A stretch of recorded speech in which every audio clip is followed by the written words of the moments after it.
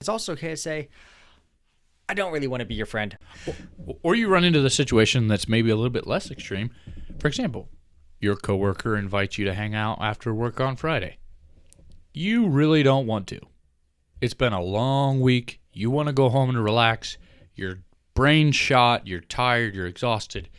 But you know that they're extending some genuine friendship. And you don't want to disregard that or throw that away. But you also really just don't want to, right? You want to go home and relax. But this invitation has been extended.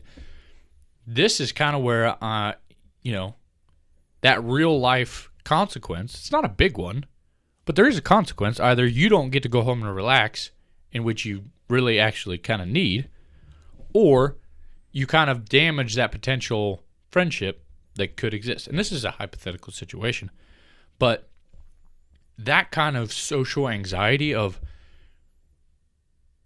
how do you handle that with the least amount of consequence possible? You also know that if you don't go, you might hurt his feelings, which might affect your whole work environment. Because as a coworker, you got to see this guy Monday. It's going to affect the whole work site, and all this just because you were too selfish with your time, and you wanted to go home and relax. All that anxiety, because it's not the anxiety of not going to dinner. It's the anxiety of my whole work is not going well, and now I might have to quit. That's the anxiety. But the openness and transparency, look, it's okay to feel that. It's okay to feel the anxiety. Yeah. It's also okay to say, I don't really want to be your friend. I need this to be more professional. That's it.